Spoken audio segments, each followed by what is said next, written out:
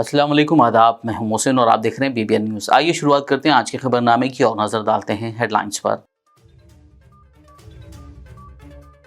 प्रजापालना के फॉर्म्स को लेकर हो रही गैर जिम्मेदारी फिर हुई उजागर। बालानगर में हवा में उड़ गए प्रजापालना के फॉर्म्स की सिक्योरिटी पर उठ रहे हैं सवाल।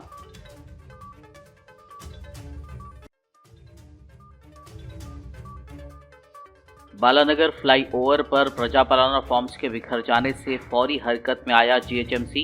लापरवाही का मुजाहरा करने पर tax section superintendent M Mahinder मुअत्तल।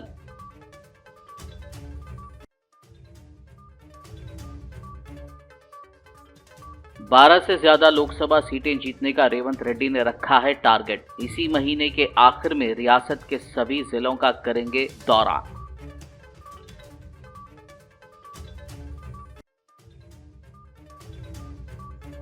फॉर्मूला ई रेस से रियासत को कोई फायदा नहीं। तेलंगाना के नायब वज़ीर आला मल्लू भट्टी विक्रमार्का का बयान। कहा, लोगों को फॉर्मूला ई रेस के हक़ाइक़ मालूम होने चाहिए।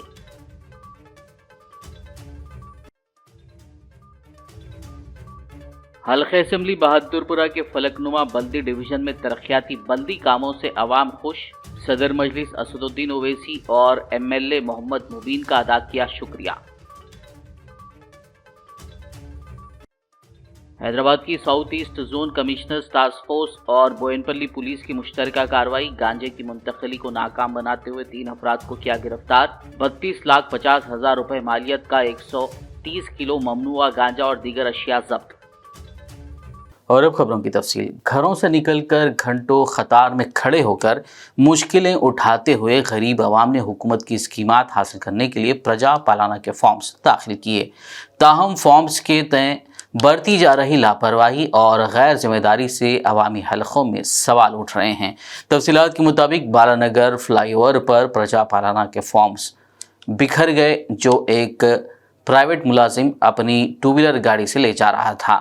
राह चलने वाले लोगों ने इस एम्प्लॉय से बात की, जिसका वीडियो काफ़ी तेज़ी से सोशल मीडिया पर वायरल हो गया। इस वीडियो में देखा जा सकता है कि प्रजा पालना के फॉर्म्स का बॉक्स किस तरह सड़क पर गिर पड़ा और फॉर्म्स बिखर गए। लोग पब्लिक डाटा की सिक्योरिटी को लेकर तशवीश का इजहार कर रहे हैं।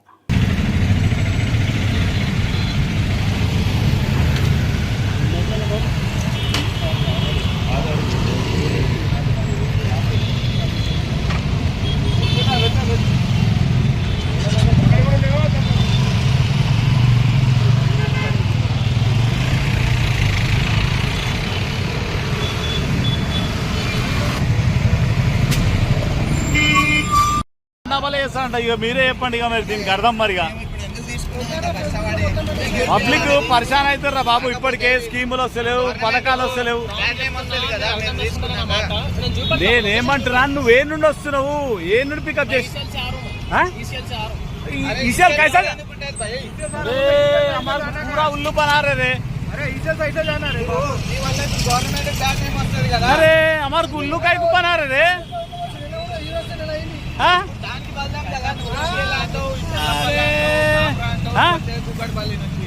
చూసా ఆడు ఈసీఎల్ అంటున్నాడు. వస్తా వస్తా వస్తా పర్లే, వేదికరు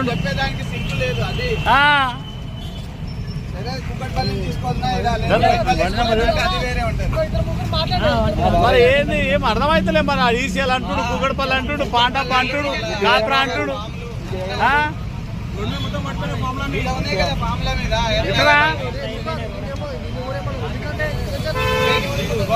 సార్, ఇక్కడ మీరు అందరు చూస్తుంది కూడా ఇది బాలనగర్ బ్రిడ్జ్ పైన.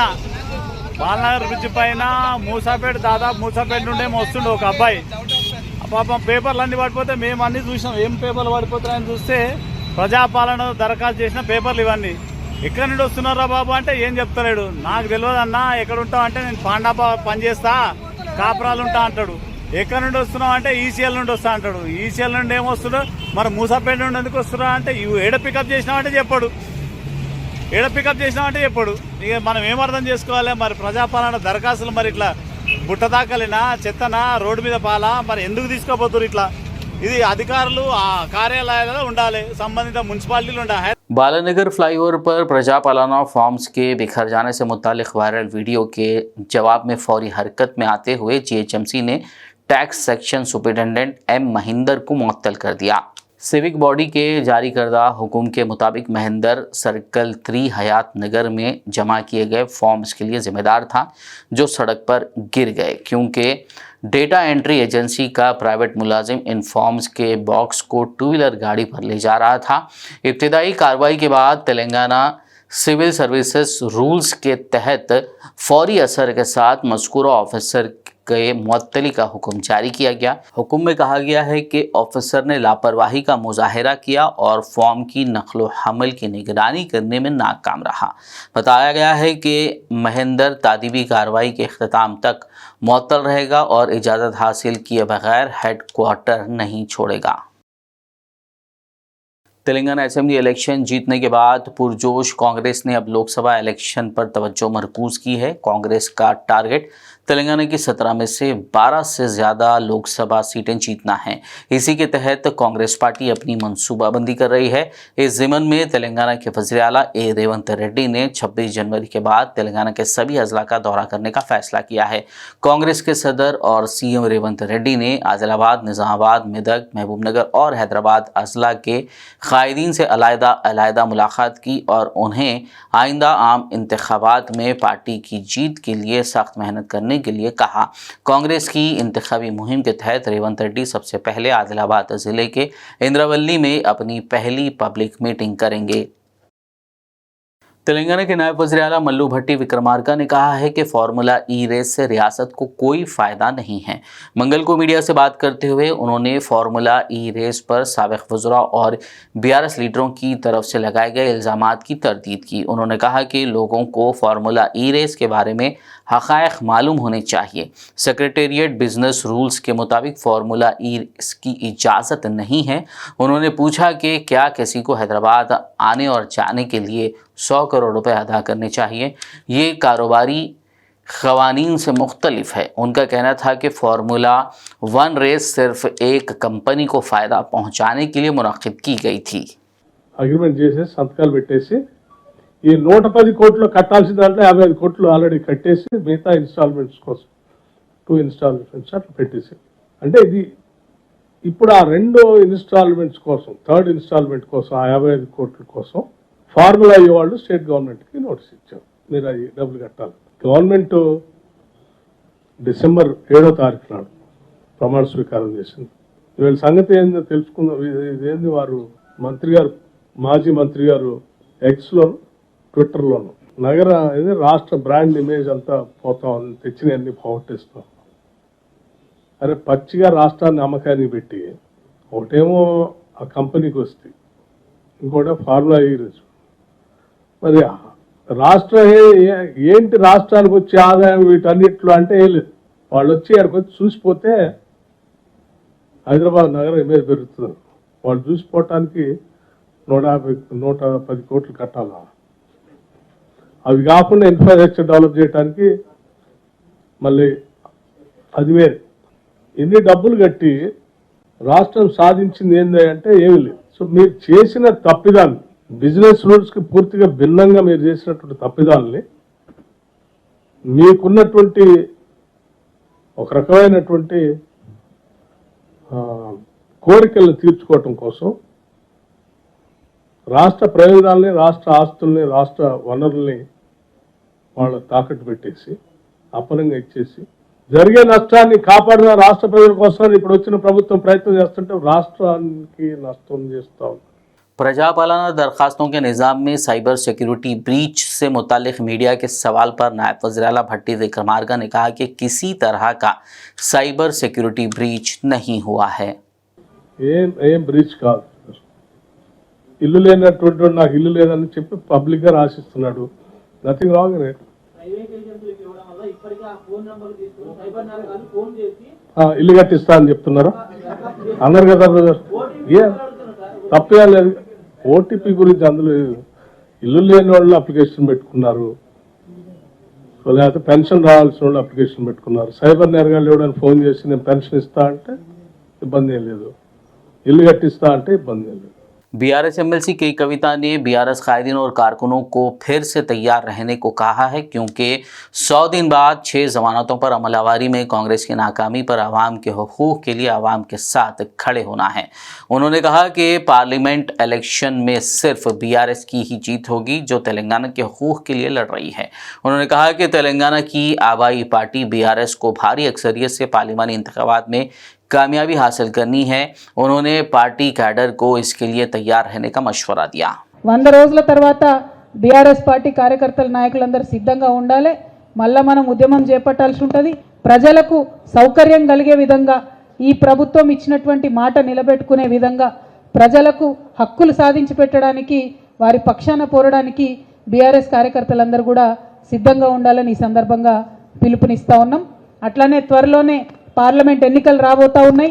మరి పార్లమెంటులో ఏనాడైనా అది 2009 కావచ్చు, 2004 కావచ్చు, అప్పటి నుండి టీఆర్ఎస్ పార్టీ పుట్టినప్పటి నుండి ఇప్పటి వరకు పార్లమెంట్లో తెలంగాణ అనేటటువంటి మాట మాట్లాడేది కేవలం ఈ బీఆర్ఎస్ పార్టీ మాత్రమే. పార్లమెంట్ ఎన్నికలలో దయచేసి ఉమ్మడి మహబూబ్ నగర్ జిల్లా ప్రజలు ఆలోచించి బీఆర్ఎస్ పార్టీని పెద్ద మెజార్టీతో గెలిపించవలసిందిగా కోరుతా ఉన్నాను. ఎందుకంటే కాంగ్రెస్ పార్లమెంట్లో ఉన్న ఎన్నడూ వాళ్ళు తెలంగాణ గురించి మాట్లాడలే, బీజేపీ పార్లమెంట్లో ఉన్న ఎన్నడూ వాళ్ళు తెలంగాణ గురించి మాట్లాడలే. కేవలం మాట్లాడేటటువంటి పార్టీ, తెలంగాణ హక్కుల కోసం కొట్లాడేటటువంటి పార్టీ గిదే గులాబీ జెండా, గిదే బీఆర్ఎస్ పార్టీ. కాబట్టి రానున్న పార్లమెంట్ ఎన్నికలలో బీఆర్ఎస్ పార్టీ అభ్యర్థులను పార్లమెంటుకు పంపించవలసిందిగా ఉమ్మడి మహబూబ్ నగర్ జిల్లా ప్రజలను మనస్ఫూర్తిగా కోరుతూ, మరి మహబూబ్ నగర్ జిల్లాకు వరప్రదాయిని ప్రాణప్రదమైనటువంటి పాలమూరు రంగారెడ్డి ప్రాజెక్టుకి నేషనల్ స్టేటస్ కోసం ప్రయత్నం చేయవలసిందిగా ఈ ప్రభుత్వాన్ని డిమాండ్ చేస్తూ ఉన్నాం. మీరు ఈ టెండర్లు రద్దు చేసి మళ్ళీ టెండర్లు పిలిచే ప్రక్రియలో ఇంకా 2-3 సీజన్లు రైతులకు నీళ్లు రాకుండా నష్టపోతారు. కాబట్టి ఆ ప్రక్రియను కట్టిపెట్టి తక్షణమే కేంద్ర ప్రభుత్వం మీద ఒత్తిడి తీసుకొచ్చి మిగతా పర్మిషన్లు తెచ్చి ప్రాజెక్టు పూర్తి చేయవలసిందిగా ఈ ప్రభుత్వాన్ని డిమాండ్ చేస్తూ ఉన్నాం. हल्के असम्बली बहादुरपुरा के तहत फलकनुमा बल्दी डिवीजन के इलाके वट्टेपल्ली के मुख्तलिफ मोहल्ले जात की आवाम ने सीसी रोड, सीवरेज लाइन व दीगर तरक्याती कामों के लिए सदर मजलिस व हैदराबाद रुकन पार्लियामेंट बैरिस्टर असदुद्दीन ओवैसी और मजलिसी एमएलए मोहम्मद मुबीन का शुक्रिया अदा किया। इस मौके पर एमएलए मुबीन ने मीडिया से बात करते हुए मुकामी आवाम को तयक़ुन दिया कि जो भी बल्दी मसाइल हैं वो जल्द अज जल्द हल करवाए जाएंगे। इस मौके पर हल्के असम्बली बहादुरपुरा के कॉरपोरेटर्स और मजलिस पार्टी के दीगर मुकामी कायदीन मौजूद थे। अस्सलाम वालेकुम रहमतुल्लाहि व बरकातहू। आज हल्का असम्बली बहादुरपुरे में बल्दी डिवीज़न फलकनुमा गुंटाल शाह बाबा की दरगाह बैक साइड आड़े पहाड़ की दरगाह मदीना हिल्स के अंदर सदर मोहतरम नकीब मिल्लत अली जनाब अलहाज बैरिस्टर असदुद्दीन ओवैसी साहब मेंबर ऑफ पार्लियामेंट की रास्त निगरानी में आज जो सीसी रोड का काम शुरू हुआ है, अल्हम्दुलिल्लाह, जिसकी लागत 70 लाख रुपये है। जो सीवरेज लाइन और सीसी रोड का काम चल रहा है, अल्हम्दुलिल्लाह सीवरेज लाइन का काम मुकम्मल हो चुका है और सीसी रोड का काम शुरू हो चुका है। ये बहुत बड़ा हिल्स का एरिया है जहाँ पर आवाम को दरगाह शरीफ को जाने के लिए काफ़ी दुश्वारियों का सामना करना पड़ रहा था। मजलिस इत्तेहादुल मुस्लिमीन के सदर नकीब मिल्लत अलहाज बैरिस्टर असदुद्दीन साहब मेंबर ऑफ पार्लियामेंट ने 70 लाख रुपये इस इलाके को दिया और अल्हम्दुलिल्लाह वो कामों को सैंक्शन होकर आज ये काम तकमील को पहुंच रहे हैं। और ये एक गली है और इसके बाजू में मस्जिद हाशमी है, वहाँ पर भी सीवरेज लाइन और सीसी रोड ये काम ख़त्म होते ही इसका काम शुरू किया जाएगा। और बाजू 2 छोटे छोटे गलियाँ हैं वो सैंक्शन नहीं है, लेकिन हमने मुताल्लिक़ा ऑफिसर से रिक्वेस्ट की है कि इसके अंदर जो काम बच रहा है इमीडिएट वो 2 गलियों को भी कवर किया जाए। तो यही साहब ने, डिप्टी साहब ने कहा कि ठीक है, हम उस काम को भी 2 गलियों का भी काम मुकम्मल कर लेंगे। मैं इंशाअल्लाह ताला सदर मोहतरम नकीब मिल्लत अली जनाब अलहाज बैरिस्टर असदुद्दीन ओवैसी साहब मेंबर ऑफ पार्लियामेंट का और क़ायद मुखन्ना अकबरुद्दीन ओवैसी साहब का ममनून व मशकूर हूँ, जिन्होंने हल्का असम्बली बहादुरपुरे के अंदर करोड़ों रुपये के कामों को सैंक्शन लेकर आकर इन पहाड़ी इलाक़ों के अंदर काम करवा रहे हैं। और भी कुछ काम यहाँ पर बाकी है और सदर साहब ने जिस तरीके से हिदायत दी थी कि कल हम लोगों ने पूरा इस इलाके का दौरा किया और यहाँ के और भी कुछ गलियों के अंदर सीसी रोड्स वगैरह पानी के लाइनों का थोड़ा बहुत प्रॉब्लम है। इंशाअल्लाह ताला वो 16 करोड़ रुपए की लागत से पानी के लाइनों के भी पाइप्स अनखरीब यहाँ पर डम किया जाएंगे और जो गलियों के अंदर पीने के पानी की लाइन नहीं है उन कामों को भी जल्द से जल्द मुकम्मल किया जाएगा। हर साल की तरह इस साल भी तेलंगाना कांग्रेस की जानिब से उर्स शरीफ हिंदल वली ख्वाजा मोइनुद्दीन चिश्ती गरीब नवाज के ज़िमन में गिलाफ का नजराना रवाना किया गया। AICC जनरल सेक्रेटरी और तेलंगाना कांग्रेस इंचार्ज दीपा दास मुंशी की क़ियादत में कांग्रेस पार्टी हेडक्वार्टर गांधी भवन से अजमेर शरीफ को गिलाफ रवाना किया गया। इस मौके पर TPCC working president Mahesh Kumar Goud, spokesperson Telangana state Syed Nizamuddin के अलावा दीगर माइनॉरिटी कायदीन मौजूद थे। आज तेलंगाना के हेडक्वार्टर गांधी भवन से हर साल की तरह अजमेर शरीफ को ऑल इंडिया कांग्रेस कमेटी के जनरल सेक्रेटरी इंचार्ज तेलंगाना प्रदेश कांग्रेस कमेटी के वर्किंग प्रेसिडेंट महेश कुमार गौड़ साहब और इंचार्ज तेलंगाना दीपा दास मुंशी जी और तमाम सीनियर कांग्रेस लीडर्स गांधी भवन से आज अजमेर शरीफ को गिलाफ रवाना किया गया है। मैं तमाम तेलंगाना के गंगा जमुना तहजीब और जो नई हुकूमत बनी है इस तेलंगाना के अंदर कांग्रेस पार्टी की आदरणीय श्री रेवंत रेड्डी जी को और तमाम कैबिनेट मिनिस्टर्स को और जिन्होंने इस तेलंगाना में जीत का हिस्सा बने हैं और जो मेहनत करके चाहे वो SC हो, ST हो, BC हो, माइनॉरिटी हो, ये अजमेर शरीफ की एक तारीख़ रही है कि हर तबके के लोग, हर मज़हब के लोग जो है वहाँ पर अपने सवाल रखते हैं और जो है वहाँ पे अपना मारूज़ा रखते हैं। मैं भी इस तेलंगाना से गांधी भवन से अजमेर शरीफ दरगाह में आने वाले नेशनल इलेक्शंस के लिए गंगा जमुना तहजीब बरकरार रहे, डेमोक्रेसी बची रहे, कॉन्स्टिट्यूशन की हिफाजत रहे, इसीलिए इस चादर के साथ साथ दुआ करते हुए हम चाहते हैं कि देश के अंदर अमन की हुकूमत, सेक्युलर हुकूमत और इस आने वाले 2024 के इलेक्शंस में कायम हो। इसी के लिए हम तमाम लोग जो है ना यहाँ से दिल की गहराइयों से दुआ करते हुए यहाँ से चादर को रवाना करें। खबरनामे में फिलहाल लेंगे एक ब्रेक, मुलाकात होगी इस छोटे से ब्रेक के बाद।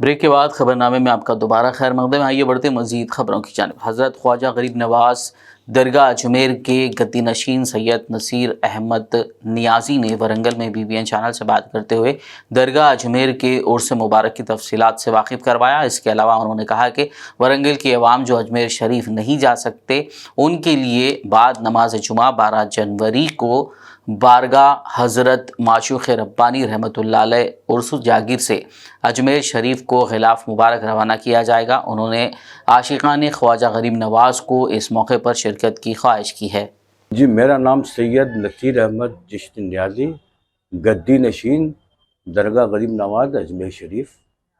और जो उसमें जो प्रोग्राम्स होते हैं वो हस्ब लैल जो मैं आपको बता रहा हूँ इस तरह से होता है कि 28 जमादियो सानी जो पूरे साल में संदल चढ़ता है, हर रोज़ दरगाह शरीफ में संदल चढ़ता है दिन में 3 बजे, जो हर रोज़ चढ़ता है और 1 साल तक वो संदल मज़ार अक़दस पर रहता है। 28 जमादियो सानी के दिन उस संदल को निकाला जाता है और जितने भी खुद्दाम ख्वाजा गरीब नवाज हैं उनको आपस में तकसीम किया जाता है। उसके बाद हम लोग जो होते हैं अपने जो ज़ायरीन आते हैं अजमेर शरीफ में, हम लोग उनको तकसीम करते हैं। और 29 जमात-उस-सानी के दिन सरकार गरीब नवाज में जब सुबह दरवाज़ा खोला जाता है 4 बजे, तो उस दिन जन्नती दरवाज़ा जो साल में 4 मरतबा खुलता है, 1 रजब से 6 रजब तक, और दोनों ईदैन के दिन और 6 शव्वाल के दिन ख्वाजा गरीब नवाज के पीर मुर्शिद हज़रत ख्वाजा मोइनुद्दीन चिश्ती हसन संजरी के जो पीर हैं वो हज़रत ख्वाजा उस्मान हारूनी, 6 शव्वाल के दिन उस रोज़ भी जन्नती दरवाज़ा खोला जाता है। जहाँ से ज़ायरीन निकलते हैं वो अपने आप को खुश नसीब समझते हैं, जो गरीब होते हैं वो उनका हज कहलाता है। जीएचएमसी के directorate of enforcement vigilance and disaster management ने टोली चौकी में वाक़े पोडियम मॉल, संतोष नगर के साई डिग्री कॉलेज, सरोर नगर में वाक़े श्री त्रिवेणी स्कूल और कुक्कटपल्ली में वाक़े पाई इलेक्ट्रॉनिक्स शोरूम में आग से हिफाजत और हंगामी हालात में दूसरों को कैसे बचाया जाए के बारे में एक मॉक ड्रिल का इनेकाद किया, जिसमें पोडियम मॉल का अमला, कॉलेज और स्कूल के तुलबा, इसी तरह पाई इलेक्ट्रॉनिक्स के अमले ने हिस्सा लिया।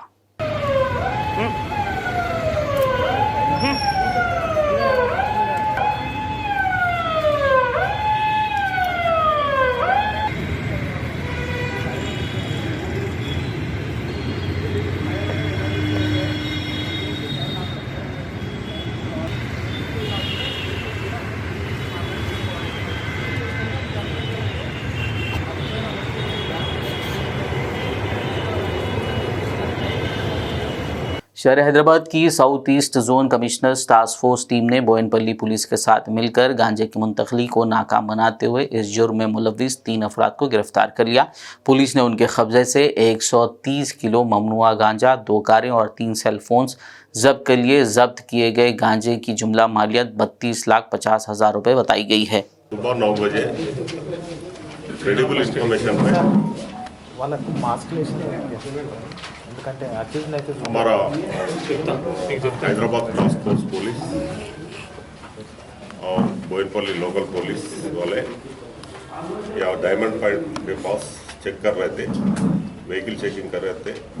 वो व्हीकल चेकिंग में 2 व्हीकल्स, एक Maruti Swift car without number plate का और एक बोलेरो व्हीकल, वो 2 चेक आके वो 2 व्हीकल को चेक करे तो वो 2 व्हीकल में 67 पैकेट्स गांजा पैकेट्स उसके अंदर मिले। वो पूरा 67 पैकेट्स तकरीबन 130 किलो 30 किलो का है। वो वर्थ रुपीस 32,50,000। वो तीनों लोगों ये 2 व्हीकल्स में ये सप्लाई ये राजमंड्री से लेके आ रहे थे, यहाँ हैदराबाद और मेडचल इधर आजू बाजू लोगों को बेचने के लिए, ज़्यादा इनकम सोर्स क्रिएट करने के लिए ये मंगीलाल और धर्मेंद्र बोल के दोनों एक गैंग में का लोग आए। वो भी वो लोगों से रंजन बोल के राजमंड्री वाले से मुलाकात हो के वहाँ रंजन के पास से 6 लाख दे के 130 केजेस गांजा उसके पास खरीद के वहाँ से 2 व्हीकल में ये तीनों लोग वहाँ से ला रहे थे। यहाँ इंफॉर्मेशन पे पकड़े गए। मोइनाबाद पुलिस स्टेशन लिमिट्स में एक नामालूम नौजवान खातून का कत्ल करने के बाद लाश को जला देने का वाक़या पेश आया। लाश की इत्तला पर पुलिस ने जाए वाक़या पहुंचकर जायज़ा लिया। बताया जा रहा है कि नामालूम गुंडों ने एक नौजवान खातून का कत्ल करने के बाद शनाख्त मिटाने के ग़र्ज़ से शायद लाश को जला दिया होगा। पुलिस ने एक केस दर्ज करते हुए कातिलों की तलाश शुरू कर दी है। बांसवाड़ा की मदीना कॉलोनी में शॉर्ट सर्किट्स की वजह से बागवा सदर काजिम के मकान में रात 10 बजे आग लगने का वाकया पेश आया, जिससे तकरीबन 5 से 6 लाख रुपए का नुकसान होने का अंदेशा है। राहत की बात यह है कि इस हादसे में कोई जानी नुकसान नहीं हुआ। आग लगने के साथ ही फौरी तौर पर इस वाक़े की इत्तला मुकामी फायर ब्रिगेड को दी गई, जिस पर फायर ब्रिगेड अमले ने वहां पहुंचकर आग को काबू में किया, लेकिन आग पर काबू पाने तक घर में रखा तमाम शादी का सामान जलकर खाकिस्तर हो गया। मकान मालिक काजिम ने बताया कि तकरीबन 6 लाख रुपए का नुकसान हुआ है। उन्होंने इस वाक़े की शिकायत बांसवाड़ा पुलिस में दर्ज करवाई है। साथी में कल ठीक 9:30 बजे मदीना कॉलोनी में मेरा घर है, शॉर्ट सर्किट की वजह से पूरा जल गया है।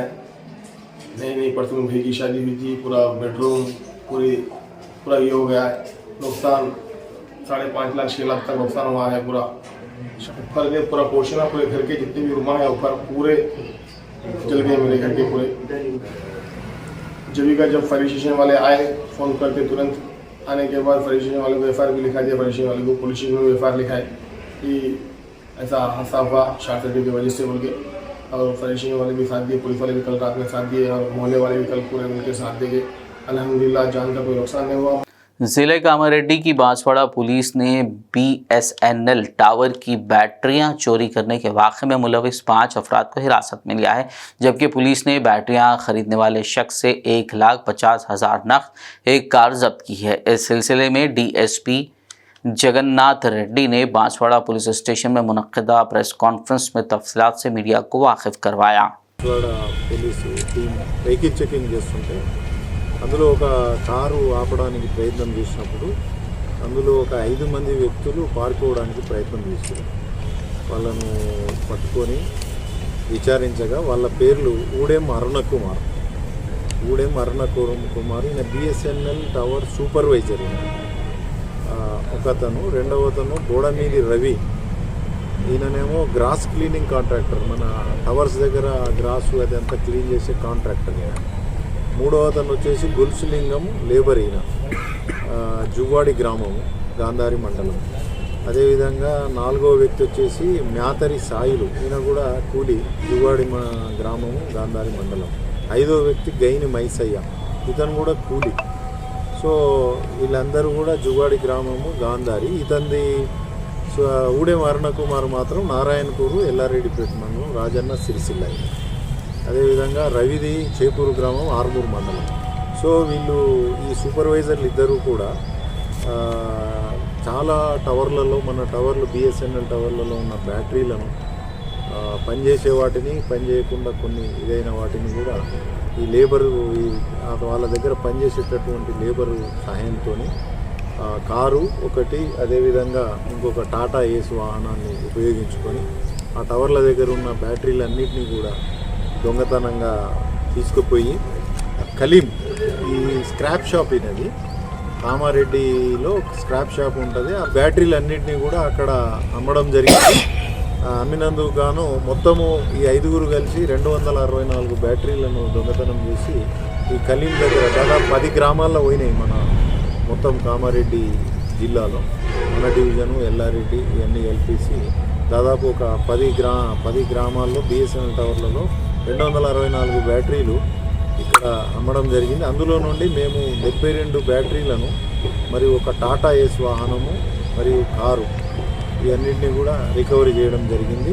మరియు అతను మిగిలిన బ్యాటరీలను ఈ ముషీరాబాద్లో పాత ఏదైతే బ్యాటరీ షాపులు ఉంటాయి కొన్ని, వాటిలో అమ్మడం జరిగింది. ఆ అమ్మగా వచ్చిన డబ్బులు 1,50,000 ఇవి కలీం దగ్గర నుంచి 72 బ్యాటరీలు 1,50,000 ఈ సొమ్మును रिकवरी చేయడం జరిగింది. आदिलाबाद में 2 व्हीलर गाड़ियों की चोरी के पस मंजर में ट्रैफिक CI प्रणय की निगरानी में ट्रैफिक पुलिस की तरफ से आज दूसरे दिन भी खुसूसी मुहिम चलाई गई। कोमरम भीम चौक पर चलाई गई इस मुहिम के दौरान बगैर नंबर प्लेट और मुनासिब दस्तावेजात जाहिर न करने वाले 2 व्हीलर गाड़ियों को जब्त करते हुए ट्रैफिक पुलिस स्टेशन ले जाया गया। ट्रैफिक CI ने कहा कि गाड़ियों से मुतालिक तस्दीकी दस्तावेजात को अपने पास रखना चाहिए और नंबर प्लेट वाज़े तौर पर नज़र आनी चाहिए। उन्होंने खबरदार किया कि अगर कोई क़वायद की खिलाफ वर्जी करता है तो गाड़ियों को जब्त कर लिया जाएगा। उन्होंने बच्चों के ज़रिए गाड़ियां चलाने को लेकर भी खबरदार किया कि छोटे बच्चों को 2 व्हीलर ना दी जाए और इस मामले पर वालिदैन की काउंसलिंग की जाएगी। इस मुहिम में ट्रैफिक एसआई सैयद मुबीन, सायन्ना, ट्रैफिक अमला फेरोज खान और दीगर मौजूद था। ఆదిలాబాద్ పట్టణ ప్రజలకు ఆదిలాబాద్ ట్రాఫిక్ పోలీసుల తరఫు నుంచి విజ్ఞప్తి ఏంటంటే నిన్న నుంచి ఆదిలాబాద్ పట్టణంలో ఈ వితౌట్ నంబర్ ప్లేట్ అంటే నంబర్ ప్లేట్ లేని వాహనాలపై స్పెషల్ డ్రైవ్ నిర్వహిస్తున్నాము। నిన్న కలెక్టర్ చౌరస్తాలో 36 వెహికల్స్ని 2 వీలర్ వెహికల్ని వితౌట్ నంబర్ ప్లేట్ వాటిని సీజ్ చేయడం జరిగింది। అదేవిధంగా ఈరోజు కూడా దగ్గర 43 వాహనాలు 2 వీలర్ వాహనాలను సీజ్ చేయడం జరిగింది। నేను మరొకసారి ఈ మీడియా పరంగా ఆదిలాబాద్ పట్టణ ప్రజలకు తెలియజేయగా అందరూ కూడా తప్పనిసరిగా తమ 2 వీలర్ 4 వీలర్ వాహనాలకి నంబర్ ప్లేట్లు తప్పనిసరిగా బిగించుకోవాలని, లేడీ ఏదైనా చట్టపరమైన చర్యలు తీసుకోవాలని తెలియజేస్తున్నాను। నంబర్ ప్లేట్లతో పాటు driving licence, registration certificate, pollution certificate, insurance certificate ఇవన్నీ కూడా తమతో పాటు పెట్టుకోవాలని చెప్పి, అలాగే ట్రాఫిక్ పోలీసు వాళ్ళకి సహకరించాలని చెప్పేసి కోరుకుంటున్నాను। ఈ స్పెషల్ డ్రైవ్ డైలీ నడుస్తుందండి। ఎందుకంటే ఆదిలాబాద్ పట్టణంలో చాలా వెహికల్స్కి నంబర్ ప్లేట్ పెట్టుకోవట్లేదు। ఫ్రంట్ ఉంటే బ్యాక్ ఉండట్లేదు, బ్యాక్ ఉంటే ఫ్రంట్ ఉండట్లేదు, కొన్ని వెహికల్స్కి ఫ్రంట్ బ్యాక్ రెండు ఉండట్లేదు। కాబట్టి ఇది రోజు నిరంతరం నడుస్తూనే ఉంటుంది। స్పెషల్గా సర్ప్రైజ్గా చెక్ చేస్తూనే ఉంటాము। దొరికిన బండ్లను దొరికినట్టుగా సీజ్ చేస్తూ ఉంటాము। अमृत भारत स्कीम के तहत आदिलाबाद रेलवे स्टेशन को मुसाफिरों के लिए तमाम ज़रूरी सहूलियात से लैस करते हुए खूबसूरत बनाया जाएगा। साउथ सेंट्रल रेलवे सिकंदराबाद के AGM आर धनंजयलू ने ये बात बताई। मंगल को उन्होंने आदिलाबाद रेलवे स्टेशन का दौरा करते हुए मुआयना किया। इस मौके पर उन्होंने रेलवे स्टाफ को स्टेशन पर दस्तयाब सहूलियात की जांच करने और दीगर ज़रूरी सहूलियात फराहम करने की हिदायत दी। इसके अलावा उन्होंने कहा कि पिट लाइन का काम अगले मार्च तक मुकम्मल होने का इम्कान है, जिसके बाद मज़ीद एक्सप्रेस ट्रेनें दस्तयाब होंगी। उन्होंने बताया कि पार्किंग के मसले को हल किए जाने के साथ ही प्लेटफॉर्म पर साइन बोर्ड्स भी नस्ब किए जाएंगे। స్టేషన్ ఇన్స్పెక్షన్లో భాగంగా ఇక్కడికి వచ్చానండి। ఇందులో టెక్నికల్ ఇన్స్పెక్షన్స్ కొన్ని, తర్వాత ప్యాసింజర్ సదుపాయాల గురించి ఇన్స్పెక్షన్ చేశాను। మీరు గతంలో వినే ఉంటారు, ఆదిలాబాద్ స్టేషన్ పెద్ద ఎత్తున ఉన్న సదుపాయాల్ని డెవలప్ చేయడానికి చాలా వర్క్స్ శాంక్షన్ చేశాను। ఇప్పటికే కొత్త పిట్ లైను, అదనంగా లైన్స్, ఆ వర్క్స్ నడుస్తున్నాయి। దాదాపు ఒక 23 కోట్ల శాంక్షన్ కాస్ట్ తోటి ఈ వర్క్ కూడా ఇక రాబోయే కొద్ది నెలల్లో పూర్తి చేస్తాం। ఇది పూర్తయిన తర్వాత ఇక్కడి నుంచి మనకు ఎక్స్ప్రెస్ ట్రైన్స్ స్టార్ట్ కావడానికి ఆస్కారం ఏర్పడుతుంది। ఆదిలాబాద్ నుంచి మొదలు పెట్టచ్చు మన ట్రైన్స్। రెండవది ఇక్కడ ప్రయాణికుల సదుపాయాలు వాటిని మెరుగుపరచడానికి అమృత్ భారత్ స్టేషన్ స్కీమ్ కింద చాలా వర్క్స్ ప్రపోజ్ చేశాం। ఇందులో ఇప్పుడు ఉన్నటువంటి ఫుట్ ఓవర్ బ్రిడ్జ్కి అదనంగా ఇంకొక 12 మీటర్లు వెడల్పున్న ఇంకొక కొత్త ఫుట్ ఓవర్ బ్రిడ్జ్ వస్తుంది। దానికి అనుబంధంగా ప్యాసింజర్ లిఫ్ట్స్ వస్తాయి। మనం ప్రస్తుతం లేవు ఈ స్టేషన్లో, 3 కొత్త ప్యాసింజర్ లిఫ్ట్స్ వస్తాయి। తర్వాత ఇప్పుడు ప్లాట్ఫామ్ల మీద ఉన్నటువంటి పైకప్ ఏదైతే ఉందో కవర్ ఓవర్ ప్లాట్ఫామ్, అవి కూడా ఇప్పుడున్న దానికన్నా ఎక్కువ ప్రొవైడ్ చేస్తున్నాం। తర్వాత ప్రయాణికులకి ఇతరత్ర సదుపాయాలు కొన్ని ప్లాట్ఫామ్ మీద మెరుగుపరుస్తాం। ఇప్పుడు పాత స్టేషన్ బిల్డింగ్ని మరికొంత ఇంప్రూవ్ చేసి ఆకర్షణీయంగా కొత్త ఎలివేషన్ తోటి కొత్త ప్లాట్ఫామ్, కొత్త స్టేషన్ బిల్డింగ్ కడుతున్నాము। తర్వాత సర్క్యులేటింగ్ ఏరియా ఇంప్రూవ్మెంట్, ఈ పార్కింగ్ ఫెసిలిటీస్ ఇంప్రూవ్ చేస్తాము ఈ ప్లాట్ఫామ్ 1 వైపు। తర్వాత ఈ coach indication boards, train indication boards, అంటే ప్యాసింజర్లకి ఈజీగా వాళ్ళు ఎక్కాల్సిన ట్రైన్ ఏ ప్లాట్ఫామ్ మీద వస్తుంది, వాళ్ళ కోచ్ ఎక్కడ వస్తుంది, ఇవన్నీ సూచించే విధంగా ఇండికేషన్ బోర్డ్స్ పెడతాము। సో ఇప్పుడున్నటువంటి సదుపాయాలు దాదాపుగా అన్నీ కూడా అప్గ్రేడ్ అవుతాయి ఆదిలాబాద్ స్టేషన్లో। ఇవన్నీ కూడా ఇంకా రాబోయే కొద్ది నెలల్లో, అంటే బహుశా జూలై ఆగస్టు ఆ ప్రాంతానికి పనులన్నీ పూర్తి చేసే విధంగా చర్యలు తీసుకుంటున్నాం. ఇప్పటికే టెండర్స్ అన్నీ అవార్డ్ అయినాయి, వర్క్స్ ఒక్కొక్కటికి మొదలవుతాయి.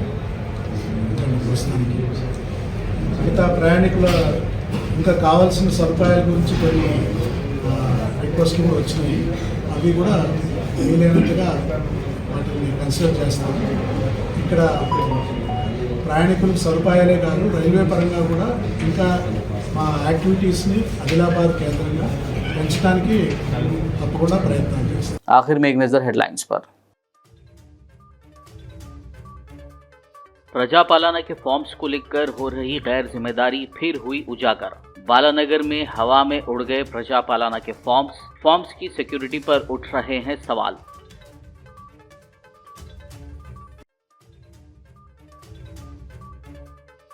बालानगर फ्लाईओवर पर प्रजापालना फॉर्म्स के बिखर जाने से फौरी हरकत में आया जीएचएमसी।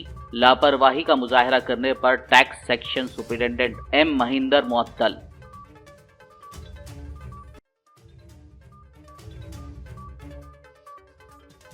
बारह से ज्यादा लोकसभा सीटें जीतने का रेवंत रेड्डी ने रखा है टारगेट। इसी महीने के आखिर में रियासत के सभी जिलों का करेंगे दौरा।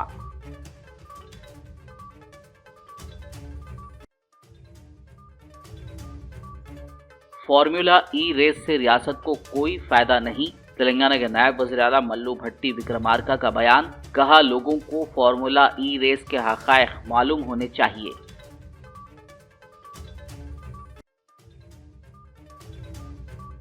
हल्के असेंबली बहादुरपुरा के फलकनुमा बल्दी डिवीजन में तरक्याती बल्दी कामों से अवाम खुश।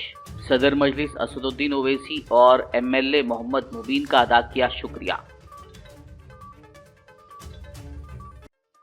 हैदराबाद की south east zone commissioners task force और बोयनपल्ली पुलिस की मुश्तरका कार्रवाई। गांजे की मुंतकिली को नाकाम बनाते हुए 3 अफराद को किया गिरफ्तार। 32,50,000 रुपए मालियत का 130 किलो ममनुआ गांजा और दीगर अशिया जब्त। खबरनामे में फिलहाल बस इतना ही। ताज़ा तरीन अपडेट्स के लिए देखते रहिए BBN न्यूज़ यूट्यूब और फेसबुक पर मौजूद हमारे वीडियोस को लाइक और शेयर ज़रूर कीजिए।